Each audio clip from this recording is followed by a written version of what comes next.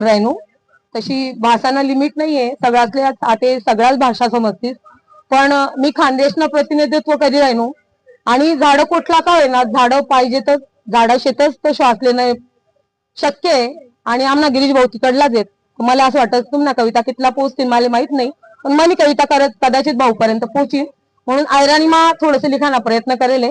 तर तो तुम्ही पदरमा पाडिल्या गोड मानिल्या. कापी टाकी झाडे ते उजाड वही जाईन तपोवन. कापी टाकी झाडे ते उजाड वही जाईन तपोवन. कोरडी पडीन गोदावरी माय सांग सांगतुगाम बादिसन.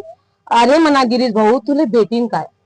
अरे सांग इतलं मोठं नुकसान करी सन गिरीश भाऊ तुले भेटीन काय. तू 1 ना 11 करशी. तू 1 ना 11 करशी. तू कॅटनासाठी माईस दाडशी. तू 1 ना 11 करशी. तू कॅटनासाठी माईस दाडशी. तू आठवण काही सण कठी लावशी.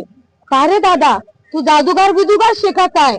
सांग म्हणा गिरीश भाऊ इतलं नुकसान करी सन तुले भेटी काय. तू जन सुनावणी करी.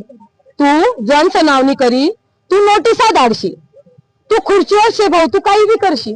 तू जन सुनावणी करी. तू नोटिसा धाडशी. तू खुर्चीवर शे तू काही बी करशी. पण मला एक गॅरंटी दे तू अंधारमा काही दावत करणार नाही ना बाळ. आमना इतला नुकसान करीसन गिरीश भाऊ सांग तुले सुख भेटी काय. आमना इतलं नुकसान करीसन गिरीश भाऊ खरं सांग तुले सुख भेटी काय. कापी टाकी झाडं तर उजाड होई जाईन तपोवन. कोरडी पडीन गोदावरी माय साधू काम भांडणासाठी आमना इतलं नुकसान करीसन गिरीश भाऊ खरं सांग तुले भेटी काय. गिरीश भाऊ खरं सांग तुले भेटी काय.